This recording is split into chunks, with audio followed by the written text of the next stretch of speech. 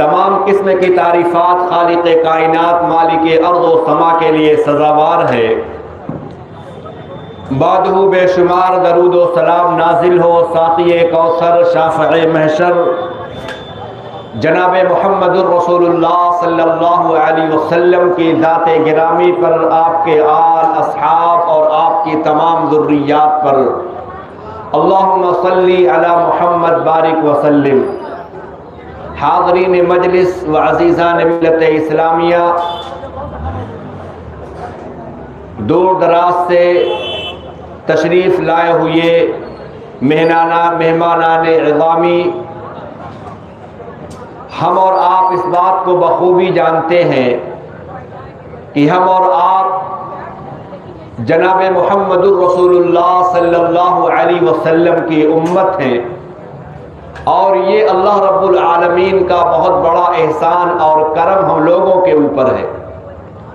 امت محمدیہ صلی اللہ علیہ وسلم، اس کی بڑی امتیازات اور خصوصیات ہے، اور ان خصوصیات میں سے ایک خصوصیت یہ ہے کہ یہ امت محمدیہ ایک معتدل اور متوسط امت ہے، اور اس امت کا دین دین وسط ہے۔ اس امت کے اندر افراط اور تفریط نہیں ہے، اور اس امت کے کسی بھی عمل میں نہ تو حد سے تجاوز ہے اور نہ اس میں کمی ہے، بلکہ یہ امت محمدیہ صلی اللہ علیہ وسلم درمیانی راہ پر چلنے والی امت ہے، درمیانی روش کو اختیار کرنے والی امت ہے، اور اللہ رب العالمین نے اس امت کی تعریف اور ستائش فرمائی ہے قرآن مجید کے اندر۔ تعریف اس لیے بیان فرمائی کہ یہ امت وسط ہے۔ اللہ نے فرمایا وَكَذَلِكَ جَعَلْنَاكُمْ أُمَّةً وَسَطًا، اے کائنات کے لوگوں، اے قرآن پر عمل کرنے والوں، اے نبی کائنات صلی اللہ علیہ وسلم کے کلمہ پڑھنے والوں، وَكَذَلِكَ جَعَلْنَاكُمْ أُمَّةً وَسَطًا، ہم نے تمہیں ایک بہترین اور معتدل امت بنا کر کے بھیجا ہے۔ تم امت وسط ہو، تم میانہ روی اختیار کرنے والی امت ہو، تم کسی بھی عمل کے کرنے میں حد سے تجاوز نہیں کرتے ہو اور نہ کسی عمل میں کوئی کمی کرتے ہو، لہذا یہ تمہاری خوبی ہے، یہ تمہاری خصوصیت ہے، یہ تمہاری پہچان ہے کہ تم درمیانی امت ہو، اور درمیانی چیز، میانہ روی والی چیز اللہ رب العالمین کو بہت ہی زیادہ محبوب اور پسندیدہ ہے۔ لہذا ہمیں اور آپ کو چاہیے کہ ہم سارے معاملات میں درمیانی راستے کو اختیار کریں۔ عقائد و نظریات کا معاملہ ہو، عبادات و معاملات کا معاملہ ہو، اخلاق اور کردار کا معاملہ ہو، تمام پہلوؤں میں ہمیں اور آپ کو چاہیے کہ ہم درمیانی راہ کو اختیار کریں۔ اگر ہم درمیانی راہ کو اختیار کرتے ہیں، کسی بھی عمل کو کرنے میں حد سے تجاوز نہیں کرتے، حد سے آگے نہیں بڑھتے، اور نہ اس میں کوئی کمی واقع کرتے ہیں، تو اس میں کوئی شک نہیں ہے میرے بھائیوں کہ ہم فلاح پانے والے ہیں، ہم کامیاب ہونے والے ہیں۔ لہٰذا ہمیں اور آپ کو شاید اس بات کو سمجھنے میں دشواری پیش آ رہی ہو کہ حد سے تجاوز کیا ہے اور کمی کیا ہے، افراط اور تفریط کیا ہے۔ میں آپ کے سامنے صحیحین کی ایک روایت پیش کر دوں تاکہ یہ بات واضح ہو جائے، افراط اور تفریط کیا ہے، کمی اور زیادتی کیا ہے، درمیانی راہ والی امت کیا ہے۔ چنانچہ صحابی رسول حضرت طلحہ بن عبید اللہ بیان فرماتے ہیں، مجلس لگی ہوئی تھی، صحابہ کرام بیٹھے تھے، رسول کائنات صلی اللہ اللہ علیہ وسلم تشریف فرما تھے، تبادلہ خیال ہو رہا تھا، اتنے میں اچانک کیا دیکھتے ہیں، ایک بدو، ایک دیہاتی، چنانچہ وہ سیدھے جناب رسول کریم صلی اللہ علیہ وسلم کی طرف بڑھتا ہوا چلا آ رہا ہے۔ اللہ کے نبی کے پاس صحابہ کی جماعت آتی تھی، نبی کے ماننے والے، نبی کا کلمہ پڑھنے والے رسول کائنات کے پاس آیا کرتے تھے، آپ کی مجلس میں وہ بیٹھا کرتے تھے، لیکن دیہاتیوں کا اور بدو کے آنے کا انداز بڑا عجیب ہوا کرتا تھا۔ ایک بدو سیدھا جناب رسول اکرم صلی اللہ علیہ وسلم کی طرف آیا اور چنانچہ طلحہ بن عبید اللہ کہتے ہیں ہم لوگ اس کی آواز کی گنگناہٹ کو سن رہے تھے، نسمع دوی صوتہ ولا نفقہ ما یقول، ہم اس کی آواز کی گنگناہٹ کو، اس کی آواز کی بھراہٹ کو سن رہے تھے، لیکن ہم سمجھ نہیں پا رہے تھے وہ کیا بول رہا ہے، وہ کیا سوال کرنا چاہتا ہے، اس کا مدعا کیا ہے۔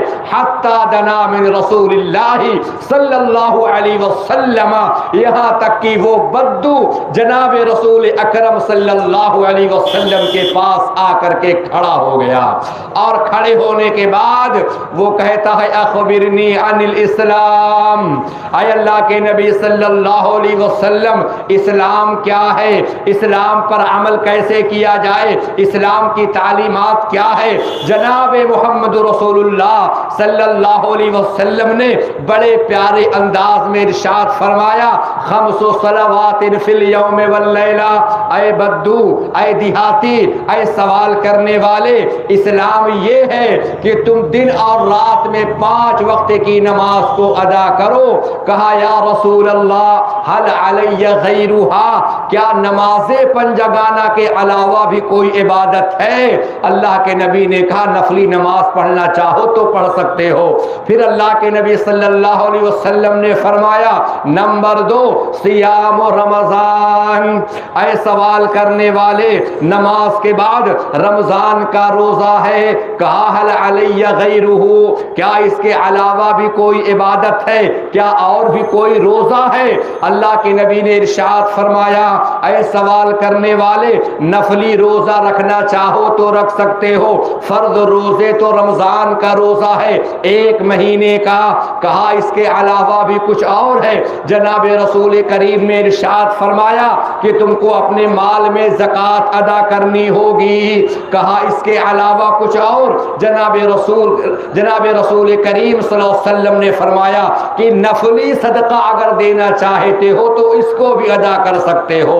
اللہ اکبر، جناب رسول اکرم صلی اللہ علیہ وسلم کی باتوں کو سنا، نماز پنجگانہ، رمضان کے روزے اور زکوٰۃ کی ادائیگی، چنانچہ اس کے بعد وہ اللہ کے نبی صلی اللہ علیہ وسلم کی مجلس سے اٹھ کر کے جانے لگا۔ چنانچہ وہ کہتے ہیں والذی نفسی بیدی، قسم ہے اس ذات کی جس کے ہاتھ میں میری جان ہے، لا ازید علی ھذا ولا انقص، اگر اس بات کو آپ سمجھ گئے، ہم سمجھ گئے، ہماری مائیں ہماری بہنیں سمجھ گئیں، تو یقین جانیے گا امت وسط کا معنی بھی آپ سمجھ لیں گے۔ اس بدو نے کیا کہا تھا؟ واللہ لا ازید علی ھذا ولا انقص، اللہ کی قسم جناب رسول اکرم صلی اللہ علیہ وسلم نے ابھی جو دین سکھلایا ہے، آپ نے جو تعلیم دی ہے، اللہ کی قسم نہ میں اس سے کم کروں گا نہ میں اس سے زیادہ کروں گا، نہ حد سے میں تجاوز کروں گا اور نہ اس میں کوئی میں کمی کروں گا۔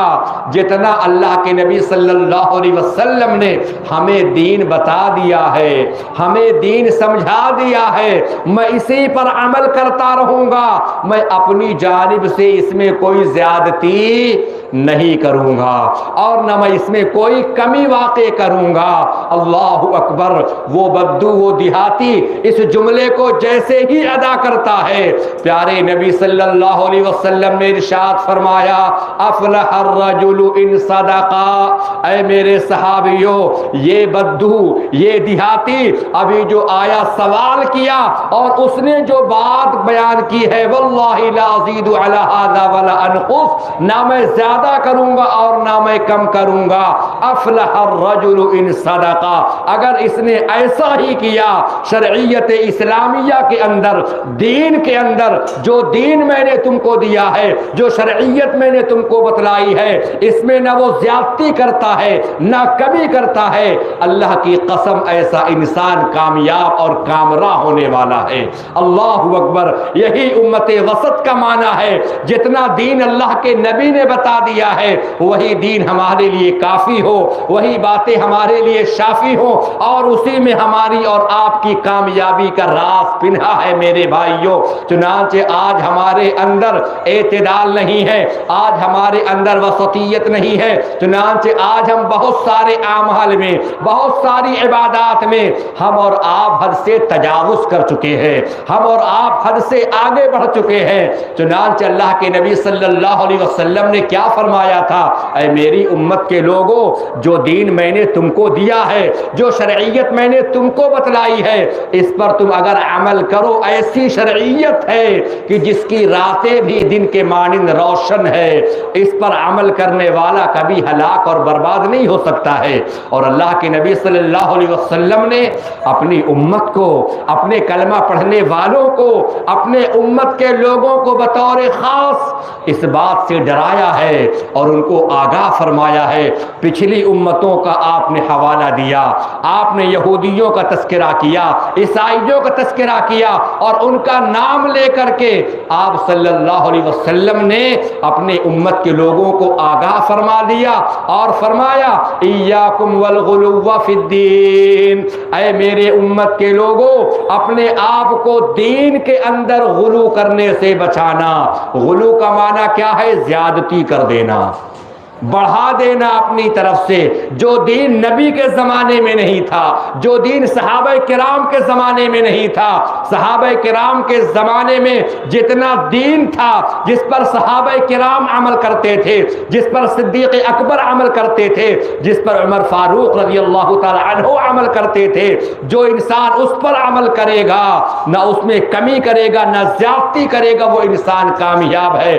اور اگر اس میں کوئی زیادتی کر رہا ہے اپنی طرف سے، جو دین نبی کے زمانے میں نہیں تھا، جو دین صحابہ کے زمانے میں نہیں تھا، جو تابعین کے زمانے میں نہیں تھا، اب اگر کوئی انسان اپنی جانب سے زیادتی کر رہا ہے، یہی چیز غلو ہے، یہی چیز غلو ہے جس سے اللہ کے نبی صلی اللہ علیہ وسلم نے اپنے امت کے لوگوں کو ڈرایا ہے۔ اور آپ نے فرمایا فَإِنَّمَا أَهْلَكَ مَنْ كَانَ قَبْلَكُمْ، اے میرے صحابہ، تم سے پہلے جو امت آئی تھی، چاہے وہ یہودیت رہی ہو، عیسائیت رہی ہو، جتنے بھی نبی اور رسول آئے تھے ان کی جو امتیں تھیں، انہوں نے بھی دین میں غلو کیا تھا اور اپنی طرف سے اسلام کے اندر، دین کے اندر نئی نئی باتوں کا اضافہ کیا تھا۔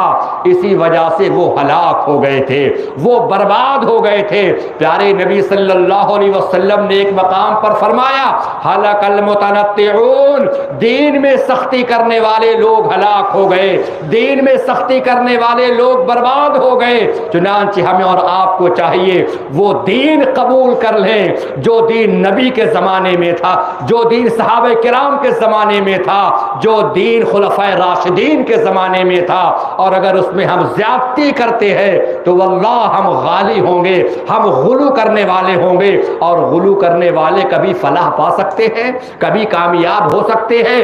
دین میں سختی کرنے والے، جھنڈیاں لگانے والے، جلوس کا انعقاد کرنے والے ہمارے نبی جناب محمد رسول اللہ صلی اللہ علیہ وسلم کے زمانے میں وہ صحابہ کرام نبی سے محبت کرتے تھے، نبی کو چاہنے والے تھے، نبی سے عقیدت رکھنے والے تھے، لیکن صحابہ کرام کو اس بات کا بخوبی اندازہ تھا ہمارے نبی کو کیا پسند ہے، ہمارے نبی کو کیا ناپسند ہے۔ اللہ اکبر، اتنی محبت ہے نبی سے، اتنی عقیدت ہے نبی سے، اتنا لگاؤ ہے کہ صحابی رسول دوڑے ہوئے جناب رسول کریم صلی اللہ علیہ وسلم کے پاس آئے، کہا یا رسول اللہ، آپ کی مجلس میں بیٹھتے ہیں، آپ سے قرآن کی باتیں سنتے ہیں، دین کی باتوں کو سیکھتے ہیں، ہمارا ایمان بڑھ جاتا ہے، ایسا محسوس ہوتا ہے جنت ہماری نگاہوں کے سامنے ہے، جہنم ہمارے آنکھوں کے سامنے ہے، ہمارا ایمان بڑھ جاتا ہے۔ اے اللہ کے نبی صلی اللہ علیہ وسلم، پھر میں اپنے گھر پہ جاتا ہوں اور گھر پہنچنے کے بعد اپنے کاروبار میں، اپنی تجارت میں یاد رکھو، اگر تم نبی کے چاہنے والے ہو، نبی سے محبت رکھنے والے ہو، وَمَن يُطِعِ اللَّهَ وَالرَّسُولَ فَأُولَٰئِكَ مَعَ الَّذِينَ أَنْعَمَ اللَّهُ عَلَيْهِم مِّنَ النَّبِيِّينَ۔ اگر نبی سے محبت کرتے ہو تو نبی کی اطاعت کرو۔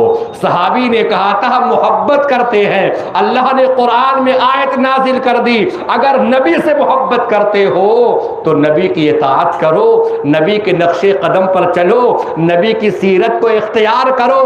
الحمدللہ ابھی ہم سب نے نماز ادا کی ہے، آپ نے بھی ادا کی، ہم نے بھی ادا کی ہے، اور ہمارے بہت سارے مسلمان بھائی نوجوان ساتھیوں نے بھی ادا کی ہوگی، اور اگر نہیں ادا کیے ہیں اللہ تعالیٰ سب کو توفیق دے کہ نماز قائم کرنے والے بن جائیں۔ نماز میں کھڑے ہوتے ہیں کیا دعا پڑھتے ہیں؟ اہدنا الصراط المستقیم صراط الذین انعمت علیہم۔ ہر نماز میں چاہے وہ امام ہو، چاہے وہ مقتدی ہو، چاہے وہ منفرد ہو، رب کے سامنے کھڑا ہوا اور کہتا ہے اہدنا الصراط المستقیم، اے اللہ ہمیں صراط مستقیم پر چلنے والا بنا دے۔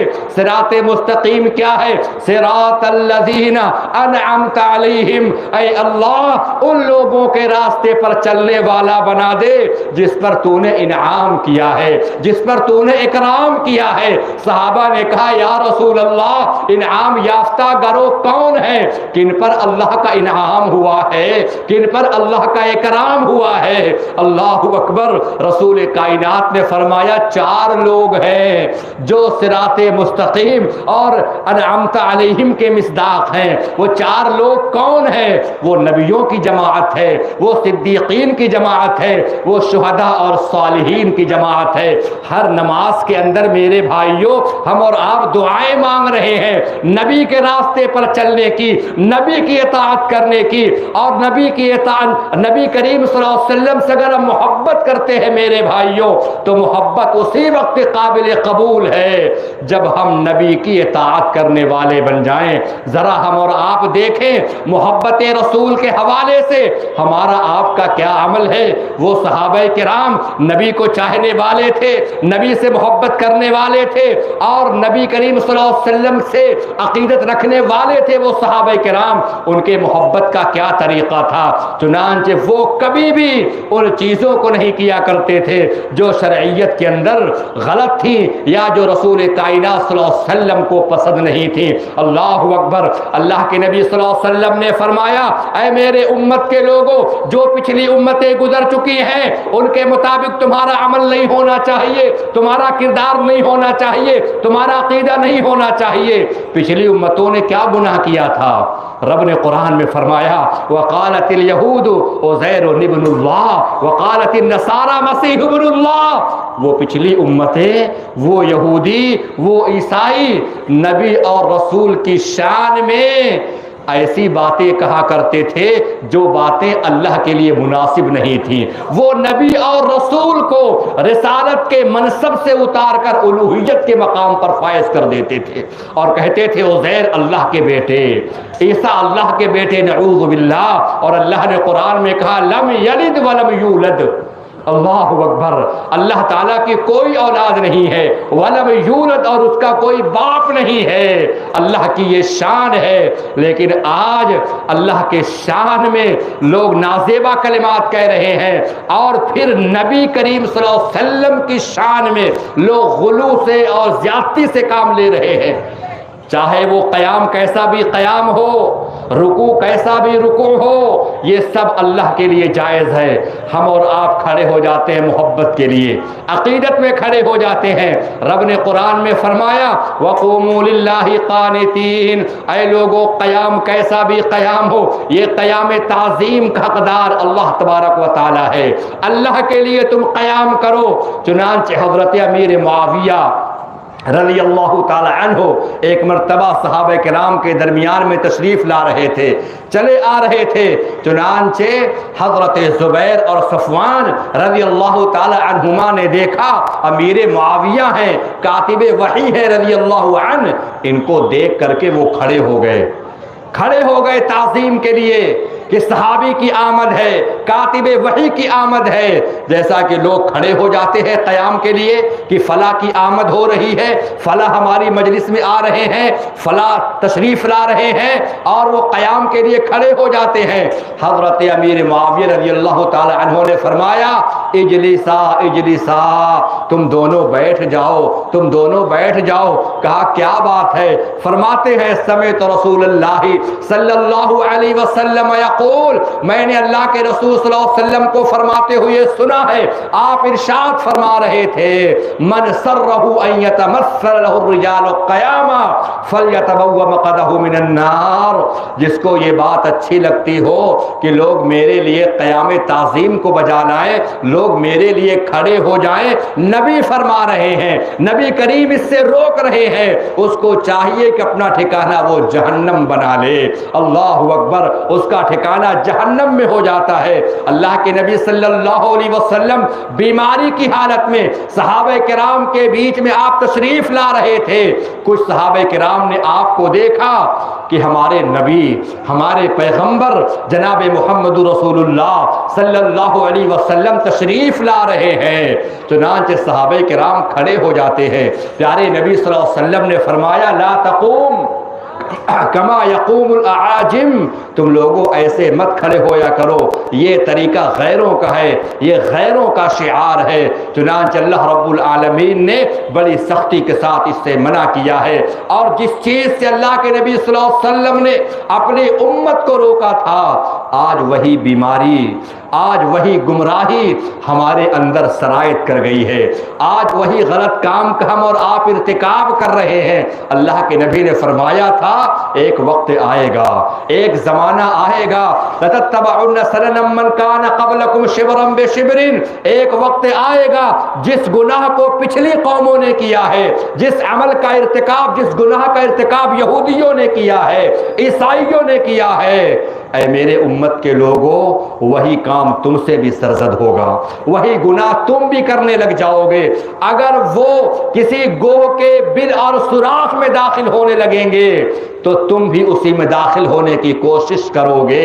اللہ اکبر، آج کیا معاملہ ہے۔ چنانچہ اللہ کے نبی صلی اللہ علیہ وسلم نے اپنے امت کے لوگوں کو ان تمام چیزوں سے منع کیا ہے جس میں کہ غلو کی بو آ رہی ہے، یا جس میں کہ اللہ کے نبی صلی اللہ علیہ وسلم کو اس بات کا شبہ تھا، پچھلی قومیں کے حال کو دیکھ کر کے آپ نے اپنے امت کے لوگوں کو منع کر دیا اور فرمایا لا تطرونی کما اطرت النصارى، اے لوگو میرے ساتھ میری شان میں تم لوگ میری تعریف میں حد سے آگے نہ بڑھ جانا۔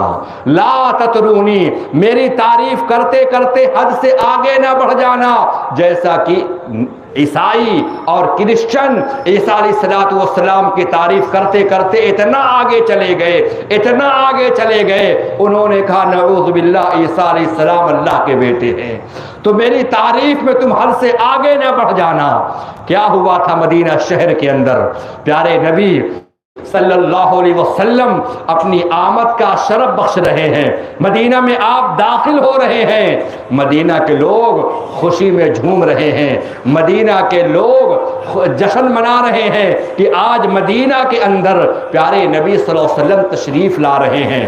انصار کی کچھ بچیاں اللہ کے نبی صلی اللہ علیہ وسلم کی شان میں نعت پڑھنے لگتی ہیں، قصیدے پڑھنے لگتی ہیں، تعریف و ستائش کرنے لگتی ہیں۔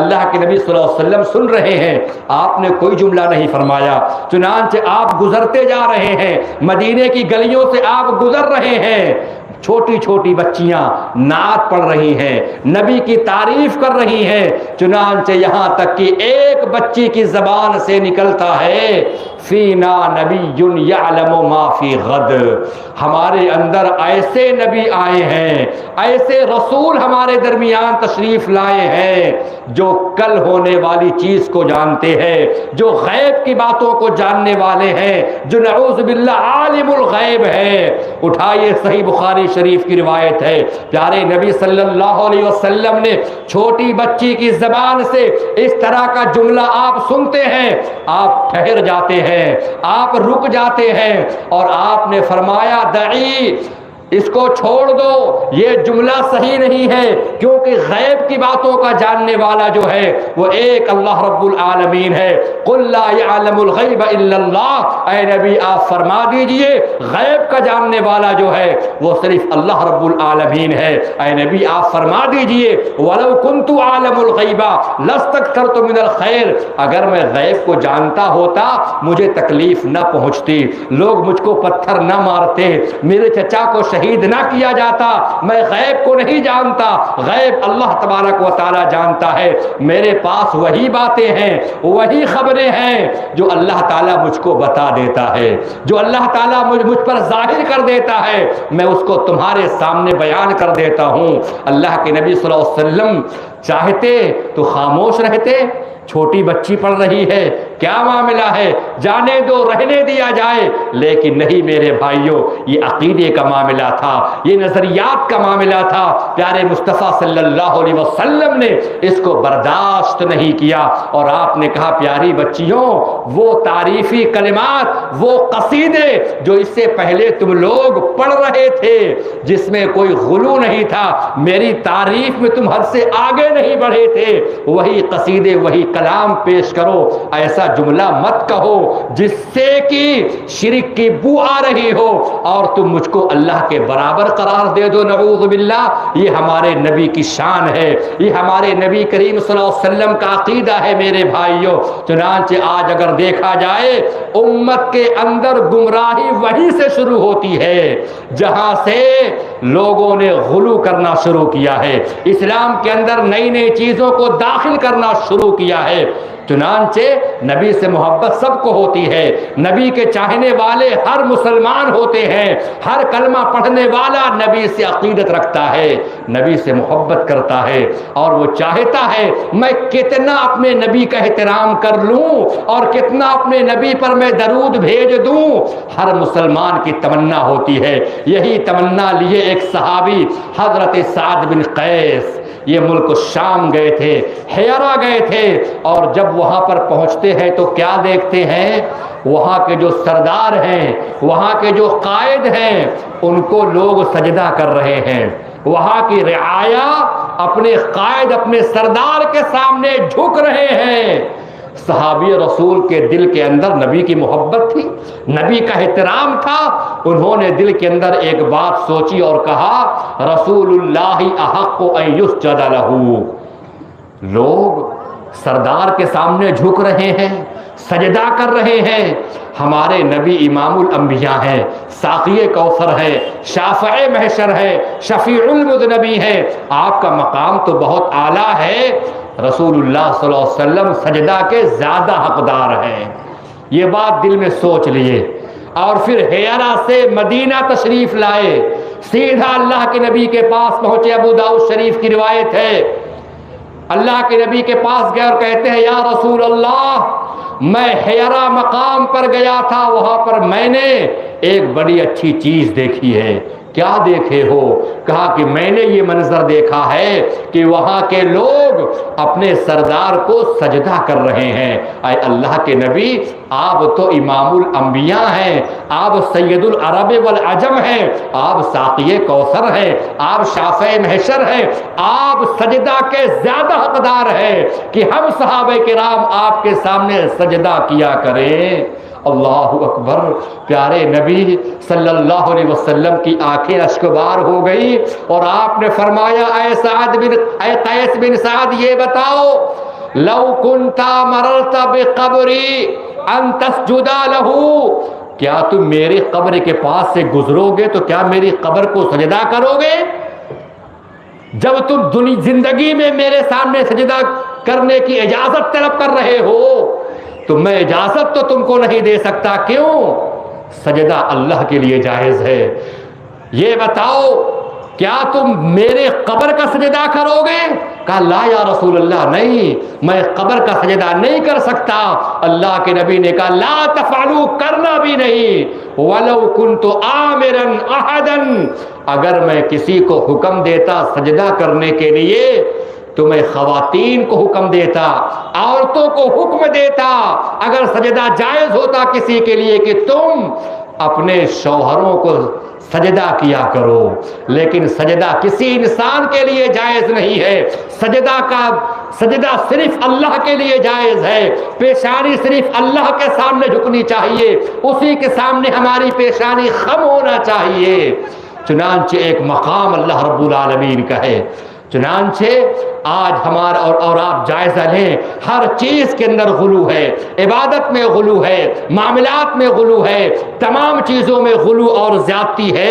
چنانچہ یہاں تک کہ حدیث کے اندر آتا ہے، آپ وضو کرتے ہیں، ہم بھی وضو کرتے ہیں، چنانچہ وضو کے اندر بھی اللہ کے نبی صلی اللہ علیہ وسلم نے کہا کہ زیادتی مت کرو۔ شرعیت نے اگر تم کو بتلایا ہے کہ جب وضو کرو تو اپنے اعضائے وضو کو 3 مرتبہ دھلو، تو آپ 4 مرتبہ نہیں دھل سکتے ہیں، جان بوجھ کر کے بھول گئے وہ الگ معاملہ ہے۔ ایک صحابی اللہ کے نبی کے پاس آئے اور کہا اللہ کے نبی صلی اللہ علیہ وسلم آپ مجھ کو وضو کا طریقہ سکھا دیجئے۔ پیارے مصطفیٰ صلی اللہ علیہ وسلم نے وضو کا طریقہ کر کے سکھا دیا۔ ہر اعضا کو آپ نے 3 مرتبہ دھلا اور آپ نے پھر فرمایا فمن زاد علی ھذا فمن زاد علی ھذا فقد اساء وتعدى وظلم، جس نے 3 مرتبہ سے زیادہ اعضائے وضو کو دھویا اس نے برا کیا، اس نے حد سے وہ آگے بڑھ گیا، اس نے سرکشی کی، اس نے ظلم کیا ہے۔ عبادت کے اندر بھی ایک حد ہے، ایک چیز متعین ہے۔ اسی طریقے سے میرے بھائیوں عبادت ہے، وضو ہے، یہاں تک کہ حج کے اندر لوگ جاتے ہیں حج کرنے کے لیے، شیطان کو کنکری مارتے ہیں، تو وہاں پر بھی اللہ کے نبی صلی اللہ علیہ وسلم نے فرمایا ہے، آپ نے عبداللہ ابن عباس سے فرمایا عبداللہ ابن عباس ذرا کنکری لاؤ، شیطان کو مارنا ہے۔ وہ بیان فرماتے ہیں کہ میں چنے کے برابر کنکریاں اٹھا کر کے اللہ کے نبی صلی اللہ علیہ وسلم کے حوالے کی۔ اللہ کے نبی نے فرمایا کہ ہاں ایسے ہی، اس سے زیادہ بڑی نہیں ہونا چاہیے۔ اگر کوئی شخص اس سے بڑی کنکری لیتا ہے لیکن دیکھا جاتا ہے کوئی چپل سے مارتا ہے، کوئی جوتے سے شیطان کو مار رہا ہے، کوئی بڑے بڑے ڈھیرے کو پھینک رہا ہے، یہ زیادتی ہے۔ عبادت وہ ہے جس کو نبی کریم صلی اللہ علیہ وسلم نے کر کے بتا دیا ہے۔ اور بہت سارے ہمارے بھائی عبادات کے معاملے میں زیادتی کرتے ہیں، چاہے وہ کوئی بھی عبادت ہو۔ اور پھر مزید یہ کہ آج کے زمانے میں لوگوں نے قرآن کریم کے معانی کو بھی بدلنا شروع کر دیا ہے۔ اگر اس کے اندر کوئی لفظ ہے، حرام کا لفظ ہے، اس لفظ کو حرام کے معنی سے نکال کر کے دوسرے معنی میں استعمال کر رہے ہیں، اور کہتے ہیں کہ اس کا معنی یہ نہیں جو آپ بتا رہے ہیں، بلکہ اس کا معنی یہ ہے۔ چنانچہ آج کے دور میں اگر آپ غور کریں، کتنے ہمارے نوجوان ساتھی جو ادھر بیٹھے ہیں، سامنے بیٹھے ہیں، دائیں بیٹھے ہیں، بائیں بیٹھے ہیں، سارے دھڑلے کے ساتھ کوئی گٹکا کھا رہا ہے، کوئی کھینی کھا رہا ہے، کوئی بیڑی پی رہا ہے، کوئی سگریٹ پی رہا ہے۔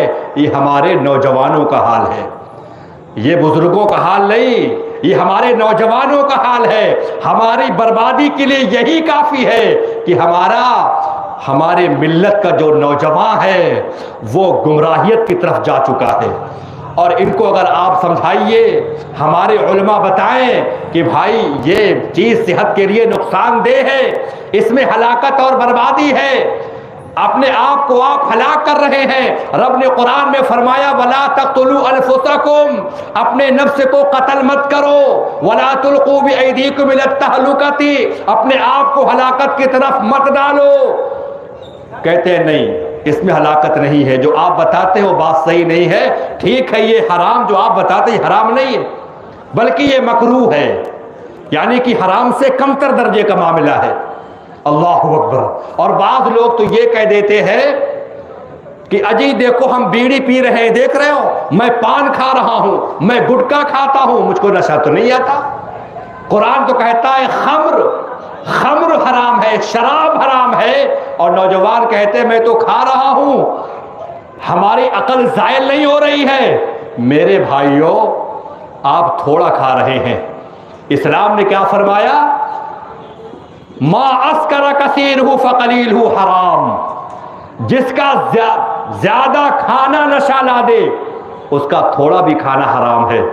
آپ اس کو ایک کھینی کھاتے ہیں، آپ پان کے اندر تھوڑا زردہ ڈالتے ہیں، تمباکو ڈالتے ہیں، آپ اس میں ایک ڈبہ پورا آپ ڈال لیجئے اور زیادہ آپ اس میں استعمال کریے پان کے اندر، اور اس کو کھانے کے بعد آپ دیکھیں کہ آپ کی عقل کام کر رہی ہے کہ آپ کی عقل ایک مقام پر کھڑی ہے۔ اگر آپ کی عقل زائل ہو جائے، آپ کا دماغ کام نہ کرے، آپ کے پیروں میں لغزش آ جائے، آپ کے قدم ڈگمگانے لگے، قسم اللہ کی وہ حرام ہے، حرام ہے، کیونکہ نبی کائنات کا فرمان ہے ما اسکر کثیرہ فقلیلہ حرام، جس کا زیادہ کھانا نشہ لا دے اس کا تھوڑا بھی کھانا حرام ہے۔ اتنا تمباکو کھا کے دیکھ لیجئے نوجوان ساتھیوں، اگر اتنا کھانے تم کو نشہ آ جائے اس کی ایک پتی بھی کھانا حرام ہے۔ اور پھر ہمارے لوگ بڑے دھڑلے کے ساتھ کہتے ہیں کہ یہ مکروہ ہے، حرام نہیں۔ میرے بھائیوں 15واں سپارہ کھول لیجئے، قرآن مجید کے اندر تیسرا رکوع ہے، رکوع نمبر 3۔ اللہ رب العالمین نے وہاں پر کچھ چیزوں سے اپنے بندوں کو منع کیا ہے، روکا ہے، اور کہا ہے کہ اے امت مسلمہ، اے کلمہ پڑھنے والو، اے قرآن کو ماننے والو، اے نبی کو ماننے والو، یہ چیزیں حرام ہیں۔ اللہ نے سب سے پہلے فرمایا وَلَا تَقْتُلُوا أَوْلَادَكُمْ، اپنی اولاد کو قتل مت کرو، قتل کرنا یہ حرام ہے۔ اس کے بعد اللہ نے فرمایا وَلَا تَقْرَبُوا الزِّنَا، بدکاری مت کرو، زناکاری مت کرو۔ آگے رب نے فرمایا تیسری آیت میں وَلَا تَقْتُلُوا النَّفْسَ الَّتِي، کسی کا مرڈر مت کرو۔ چوتھی آیت میں رب نے فرمایا وَلَا تَقْرَبُوا مَالَ الْيَتِيمِ، یتیم کا مال مت کھاؤ۔ وَلَا تَقْفُ مَا لَيْسَ لَكَ بِهِ عِلْمٌ، جس کا علم نہیں ہے اس کے بارے میں بحث مت کرو، زنا مت کرو، اولاد کو قتل مت کرو، کسی کی جان مت مارو، یتیم کا مال مت کھاؤ، بلاتکاری مت کرو۔ ان تمام برے کام کو بیان کرنے کے بعد اللہ نے کیا فرمایا؟ اللہ نے یہ نہیں کہا کہ حرام ہے، اللہ نے کہا کل ذالک کان سیئہ عند ربک مکروہا۔ مکروہا لفظ آیا کہ نہیں آیا؟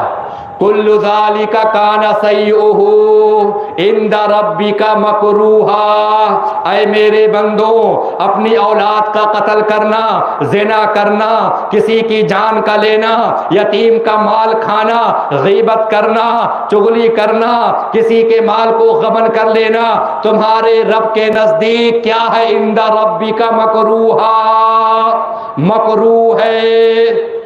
یہاں مکروہ کا معنی آپ کیا لیں گے؟ شرعیت میں، قرآن میں، حدیث میں اگر مکروہ لفظ آتا ہے میرے بھائیوں، یہ مت سمجھنا کہ اس کا گناہ ہلکا ہے، تو آپ کہہ دیں مکروہ کا معنی ہلکا ہے، اس کا گناہ ہلکا ہے۔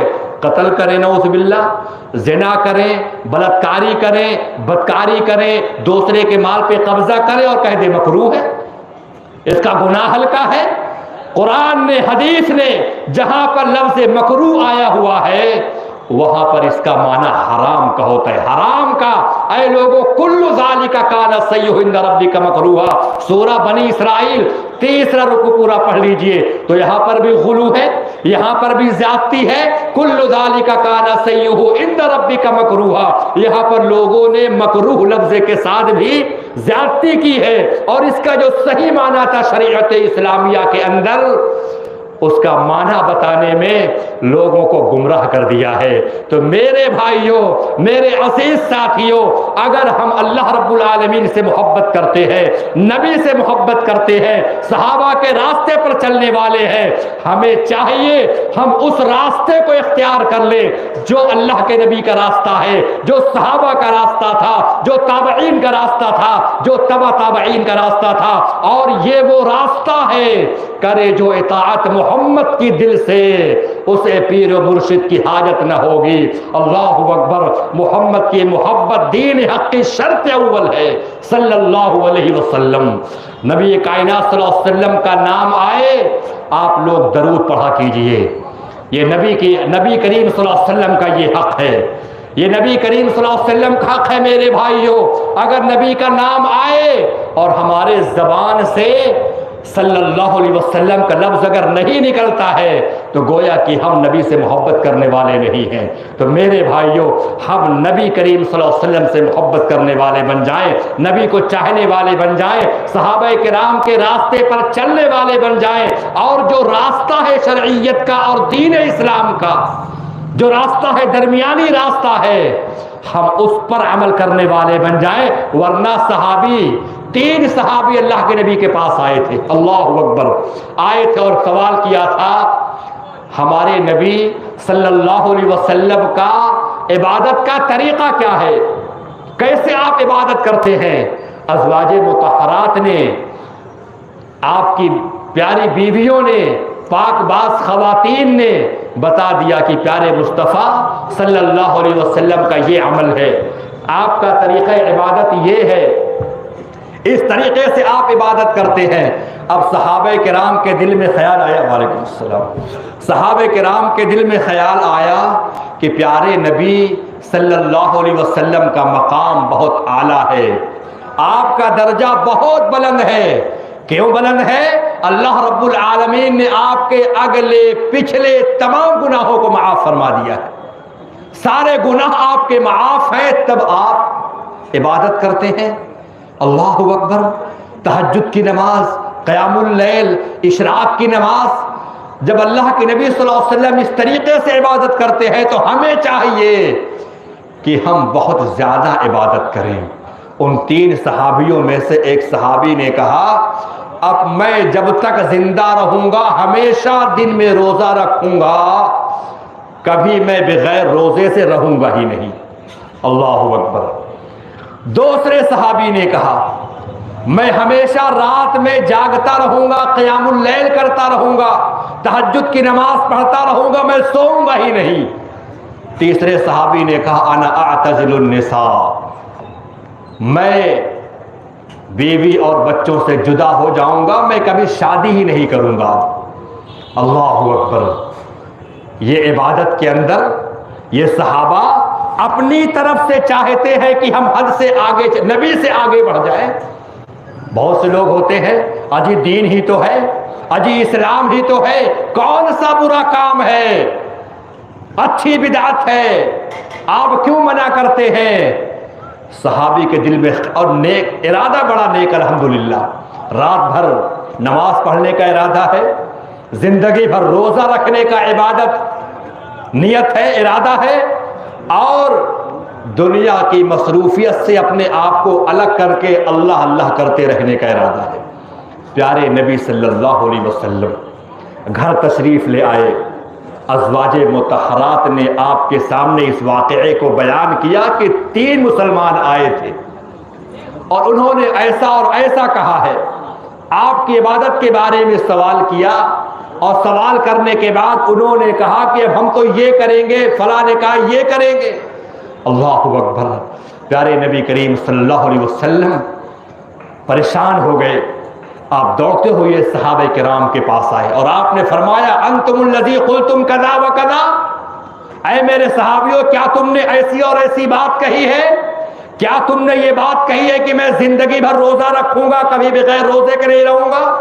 کیا تم نے یہ بات کہی ہے کہ میں ہمیشہ رات میں جاگتا رہوں گا؟ کیا تم نے یہ بات کہی ہے کہ میں کبھی شادی نہیں کروں گا؟ نعم یا رسول اللہ. ہائے اللہ کے نبی صلی اللہ علیہ وسلم, ارادہ بہت نیک ہے, لیکن دین وہ نہیں میرے بھائیوں جو آپ سوچیں, جو ہم سوچیں. دین وہ نہیں سوچ کر کے کہہ دے کہ ہاں یہ. اللہ کے نبی صلی اللہ علیہ وسلم نے فرمایا سنو واللہ انی لاخشاکم واتقاکم لہو, میں تم سے زیادہ اللہ سے ڈرنے والا ہوں, میں تم سے زیادہ تقوی رکھنے والا ہوں, میں تم سے زیادہ پرہیزگار ہوں. لیکن سنو, میں رات کی تاریکیوں میں اٹھتا ہوں, تہجد کی نماز ادا کرتا ہوں, سو بھی جاتا ہوں, میں روزہ رکھتا ہوں, اور پھر بعض ایام کچھ دن ایسے آتے ہیں جس میں میں روزہ نہیں رکھتا ہوں. اور پھر اللہ کے نبی نے فرمایا کہ میری بیویاں بھی ہیں, میرے بچے ہیں، یہ میری سنت ہے، یہ میرا طریقہ ہے، یہ میری شرعیت ہے۔ فمن رغب عن سنتی فلیس منی، جو میری سنت سے اعراض کرے، جو میری سنت سے ہٹ جائے اور اپنا من چاہی اور من چاہا دین بنا لے، فمن رغب عن سنتی فلیس منی، ایسا انسان کا تعلق مجھ سے نہیں ہو سکتا ہے۔ اللہ اکبر۔ تو دین وہ ہے جس کو اللہ رب العالمین نے قرآن میں کہا ہے، دین وہ ہے، شرعیت وہ ہے جس کو پیارے مصطفیٰ صلی اللہ علیہ وسلم نے اپنے زبان فیض ترجمان سے صحابہ کو بتا دیا، صحابہ کرام کے سامنے عمل کر کے دکھا دیا، یہ دین ہے۔ ورنہ عقیدت اور محبت کے معاملہ ہے۔ کیا روایت ہے جامع ترمذی شریف کی، لوگ کہتے اگر کر لے تو کیا ہے، دین ہی تو ہے، اچھا ہی تو عمل ہے۔ تو میرے بھائیوں، سجدہ اللہ تعالیٰ کو بہت زیادہ پسند ہے۔ اب اگر کوئی شخص سے کہے کہ سجدہ اللہ کو بہت زیادہ پسند ہے تو میں ہر رکعت میں 3 سجدے کروں گا۔ کتنا سجدہ؟ 3 سجدہ کروں گا۔ کرے گا کوئی مسلمان؟ نہیں کرے گا۔ کیوں نہیں کرے گا؟ کیونکہ میرے نبی کریم صلی اللہ علیہ وسلم نے ہر رکعت میں 2 سجدہ کیے ہیں۔ یہ دین ہے، یہی اسلام ہے، اور اسی چیز کا درس دیا صحابہ کرام نے۔ حضرت عبداللہ ابن عمر رضی اللہ تعالی عنہ تشریف فرما تھے، ان کو چھینک آئی۔ کیا آئی؟ چھینک آئی۔ انہوں نے کہا، ایک شخص کو چھینک آئی، عبداللہ ابن عمر رضی اللہ تعالی عنہ بیٹھے ہیں، جب اس کو چھینک آئی، اور چھینک آنے پر دعا کیا پڑھنا چاہیے؟ الحمدللہ۔ بڑی چھوٹی سی دعا ہے، بڑی جامع دعا ہے، اللہ کی تعریف ہے۔ جب چھینک آئی تو انہوں نے کہا الحمدللہ والسلام علی رسول اللہ۔ اللہ اکبر۔ الحمدللہ والسلام علی رسول اللہ۔ عبداللہ ابن عمر رضی اللہ تعالی عنہ چونک پڑے، تعجب ہوا۔ کہا آپ نے کیا پڑھا؟ کہا میں نے اللہ کی تعریف کی ہے اور جناب محمد رسول اللہ صلی اللہ علیہ وسلم کے اوپر میں نے درود بھیجا ہے۔ اللہ اکبر۔ آپ نے کچھ سمجھا؟ الحمدللہ والسلام علی رسول اللہ، تمام تعریف اللہ کے لیے، والسلام علی رسول اللہ، اور سلامتی ہو پیارے نبی صلی اللہ علیہ وسلم پر۔ عبداللہ ابن عمر نے کیا فرمایا؟ اے لوگو، مجھ کو بھی اللہ کے نبی سے محبت ہے، مجھ کو بھی اللہ کے نبی سے عقیدت ہے، میں بھی نبی کا چاہنے والا، نبی سے الفت رکھنے والا، لیکن میں نے اللہ کے نبی صلی اللہ علیہ وسلم کو فرماتے ہوئے سنا ہے کہ جب آپ کو چھینک آئی ہے، ہاکذا صنع رسول اللہ صلی اللہ علیہ وسلم الحمدللہ فقط۔ ٹھیک ہے، آپ کا ارادہ نیک ہے، آپ کی طبعیت چاہتی ہے کہ ہم الحمدللہ کے ساتھ نبی کریم صلی اللہ علیہ وسلم پر درود بھیج دے، نیت آپ کی نیک ہے، لیکن پیارے مصطفیٰ کی جو ہدایت ہے، اگر چھینک تم کو آتی ہے اس وقت تم الحمدللہ کہو، یہ ہمارے نبی کی سنت ہے، آپ اس میں زیادہ کیوں کر رہے ہیں؟ یہی زیادتی ہے، یہی غلو ہے میرے بھائیوں، یہی زیادتی ہے، یہی غلو ہے۔ جتنا دین نبی نے بتایا ہے اتنے دین پر آپ عمل کریں، یہی شرعیت ہے۔ اللہ نے قرآن میں فرمایا، یا ایھا الذین آمنوا لا تقدموا بین یدی اللہ ورسولہ، اے وہ لوگوں جو ایمان لے آئے ہو، اگر واقعی تمہارے اندر ایمان ہے، اللہ سے محبت کرتے ہو، رسول کو چاہنے والے ہو، لا تقدموا بین یدی اللہ ورسولہ، تو تم اللہ اور اس کے رسول سے آگے نہ بڑھ جانا۔ اللہ اکبر۔ اللہ اور اس کے رسول سے آگے مت چلے جانا۔ جتنا دین اللہ کے نبی نے اپنی امت کو سکھایا ہے، اپنی امت کو بتلایا ہے، اسی دین پر تم قائم رہنا، اسی پر تم جمے رہنا، یہی شرعیت اسلامیہ ہے، یہی دین کی باتیں ہیں۔ میرے بھائیوں، محبت رسول کے حوالے سے، اطاعت رسول کے حوالے سے، غلو فی الدین کے حوالے سے بہت ساری باتیں ہمارے اور آپ کے سامنے آئیں۔ میں امید کرتا ہوں کہ آپ ان باتوں سے کچھ نہ کچھ ضرور نتیجہ نکالے ہوں گے، اور نتیجہ یہ نکالے ہوں گے کہ دین صرف یہ ہے جس کو اللہ رب العالمین نے حکم دیا ہے، یا جس کو اللہ کے رسول صلی اللہ علیہ وسلم نے کیا ہے اور آپ نے صحابہ صحابہ کرام کو بتایا ہے۔ میرے بھائیوں، میں عرض یہ کرنا چاہتا ہوں، ابھی مہینہ جو گزرا ہے، جو مہینہ چل رہا ہے، جو مہینہ گزر چکا ہے، ان تمام مہینوں کے حوالے سے ہمارے مسلم سماج اور معاشرے کے اندر بہت ساری ایسی چیزیں رائج ہو چکی ہیں، ایسے کفر و الحاد، ایسے رسم و رواج آ چکے ہیں جن کا شرعیت اسلامیہ سے کوئی تعلق نہیں ہے، دین سے کوئی تعلق نہیں ہے، لیکن وہ چیز چل رہی ہے، زمانے سے آ رہی ہے۔ آپ دلیل پوچھیں، آپ ایسا کیوں کر رہے ہیں؟ دلیل نہیں ہے، ہم نے پایا ہے برسوں سے لوگ ایسا کرتے چلے آ رہے ہیں، اس لیے ہم ایسا کر رہے ہیں، اس لیے اس پر ہم عمل کر رہے ہیں۔ چنانچہ سفر کا مہینہ ہو، چاہے محرم ہو، سفر ہو، ربیع الاول ہو، کوئی ایسا مہینہ نہیں باقی ہے جس کے اندر بدعات اور خرافات نہ ہوتی ہو۔ کبھی بدعت حسنہ کے نام پر، کبھی بدعت سیئہ کے نام پر۔ پیارے نبی صلی اللہ علیہ وسلم نے تو صاف طور پر فرما دیا ہے، اگر تم سنت کی مخالفت کرو گے، اللہ کے نبی صلی اللہ علیہ وسلم کی شرعیت کی مخالفت کرو گے، یاد رکھیے گا زندگی بھر نماز پڑھ ڈالو، نماز پڑھتے پڑھتے ہماری کمر جھک جائیں، لیکن یاد رکھیے گا وہ عمل اللہ رب العالمین کے ہاں قبول نہیں ہوگا۔ کیوں؟ کیونکہ عمل کے قبول ہونے کے لیے دو شرط ہے۔ پہلی شرط یہ ہے کہ ہم جس عمل کو کر رہے ہیں وہ عمل اللہ کی رضا کے لیے ہو، اللہ کو خوش کرنے کے لیے ہو، اور دوسرا یہ ہے کہ ہم جس عمل کو کر رہے ہیں، جس عبادت کو انجام دے رہے ہیں، وہ عبادت اللہ کے نبی صلی اللہ علیہ وسلم کے طریقے کے مطابق ہو، طریقہ نبی کے مطابق ہو۔ اگر اللہ کے نبی کا طریقہ نہیں ہے، ممکن ہے میرے بھائیوں اللہ کے رسول صلی اللہ علیہ وسلم کی مخالفت کرنے کی وجہ سے ہمارے اوپر اللہ کا عذاب آ جائے۔ کیوں؟ اللہ نے قرآن میں کیا فرمایا؟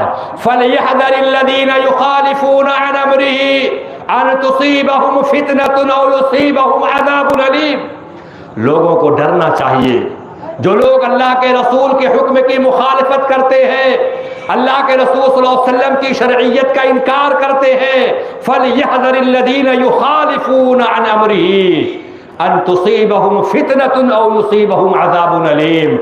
ممکن ہے ان کے اوپر کوئی آزمائش آ جائے، ان پر کوئی اللہ رب العالمین کا عذاب آ جائے، اور ایسا ہوا ہے میرے بھائیوں، جنہوں نے شریعت اسلامیہ کو کمتر سمجھا، نبی کی باتوں کا مذاق اڑایا، ان پر عذاب آیا ہے، ان پر اللہ رب العالمین کی مصیبت اتری ہے اللہ رب العالمین کی جانب سے۔ پیارے مصطفیٰ صلی اللہ علیہ وسلم بیٹھے تھے، تشریف فرما تھے، آپ کھانا تناول فرما رہے ہیں، ایک صحابی آئے، ایک مسلمان آئے، اتفاقاً انہوں نے اپنے بائیں ہاتھ کو آگے پیش کر دیا کھانا کھانے کے لیے۔ پیارے مصطفیٰ صلی اللہ علیہ وسلم کی عادت شریفہ تھی کہ اگر غلط کام کوئی سامنے آپ کے ہو رہا ہے، اللہ کے نبی صلی اللہ علیہ وسلم فوراً اس سے منع کر دیتے تھے، فوراً آپ روک دیتے تھے۔ کیوں؟ اللہ کے نبی کا فرمان جو ہے من رأى منکم منکرا، اللہ کے نبی کا فرمان بھی یہی ہے، اللہ کے نبی کا طریقہ بھی یہی ہے۔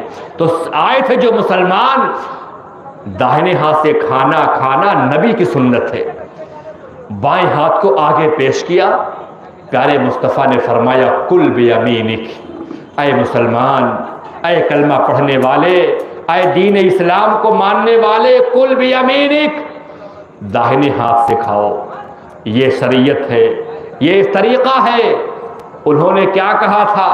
نبی کا حکم آیا تھا، نبی کی شرعیت آئی تھی، نبی کا فرمان آ چکا، لیکن وہ شخص جو آئے تھے انہوں نے کہا لا استطیع۔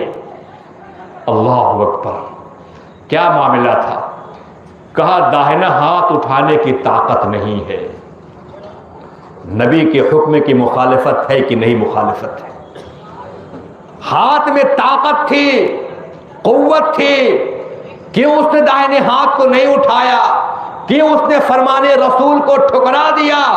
پیارے مصطفیٰ نے فرمایا ما منعہ الا الکبر، اس کے اندر کبر تھا، اس کے اندر گھمنڈ تھا، اس کے اندر بڑکپن تھا۔ یہ کیسے ہو سکتا ہے کہ میں آپ کی بات مان لوں؟ میں نہیں مانتا آپ کی بات کو، میں طاقت نہیں رکھتا. پیارے نبی صلی اللہ علیہ وسلم کے زبان فیض ترجمان سے نکلا جا تو طاقت نہ رکھے. اللہ اکبر. نبی کے حکم کی مخالفت ہوتی ہے، زبان فیض ترجمان سے اس کو بددعا بھی مل جاتی ہے. اور جو انسان حکم رسول کی مخالفت کرے گا میرے بھائیوں، اس میں کوئی شک نہیں ہے اس کے اوپر پریشانیاں آئیں گی، آفتیں آئیں گی، کسی بھی شکل میں آئے ہم اسی وقت کامیاب ہو سکتے ہیں، اسی وقت امن میں آ سکتے ہیں، اسی وقت عافیت میں آ سکتے ہیں جب ہم شرعیت اسلامیہ کو، پیارے نبی صلی اللہ علیہ وسلم کے فرمان کو، آپ کے فرامین کو ہم شرح صدر کے ساتھ قبول کر لیں. حدیث کے اندر آتا ہے اس انسان کا پورا ہاتھ شل ہو گیا، اس انسان کا پورا ہاتھ سخت ہو گیا، بالکل پتھر جیسے ہو گیا. تو میرے بھائیوں، آج کی تقریر کا جو خلاصہ ہے وہ یہی ہے کہ کتاب و سنت ہی حرف آخر ہے. اپنے آپ کو غلو سے بچا لیا جائے. جب ایک خطیب آتے ہیں تو دوسرے خطیب کے جانے کا وقت آ جاتا ہے تو ہمارے سامنے الحمدللہ فضیلت الشیخ ہمارے خصوصی مقرر جس کے لیے ہم اور آپ یہاں پر تشریف لائے ہیں، ہم اور آپ حاضر ہوئے ہیں، وہ ہمارے درمیان میں تشریف لا چکے ہیں. اور الحمدللہ آپ نہ صرف یہ کہ ایک ضلع ایک صوبہ بلکہ اس وقت آپ الحمدللہ ہندوستان کے مختلف صوبے مختلف شہروں کا آپ کا دورہ رہتا ہے. چند دن قبل ہم نے دیکھا تھا شیخ صاحب ماشاءاللہ بامبے میں تھے، پھر خبر آئی کہ آپ گھمائش مئو میں تشریف فرما ہیں، اور آج الحمدللہ آپ سفر کرتے ہوئے ہمارے اور آپ کے بیچ میں تشریف فرما ہیں. اور آپ کا تعلق شہر بنارس سے ہے، اور ہمارے لیے آپ کے لیے شیخ کوئی نئے نہیں ہے. الحمدللہ مجھے یاد ہے سن 2000 میں شیخ صاحب پہلی مرتبہ یہاں پر تشریف لائے تھے، اس وقت بھی آپ کا ماشاءاللہ خطاب عام ہوا تھا. لہٰذا اب میں بلا تاخیر وقت کو ضائع نہ کرتے ہوئے سب سے پہلے ہم اور آپ یہ دعا کریں اللہ تعالی ہم اور آپ کو کہنے سننے سے کہیں زیادہ عمل نیک کی توفیق عطا فرمائے.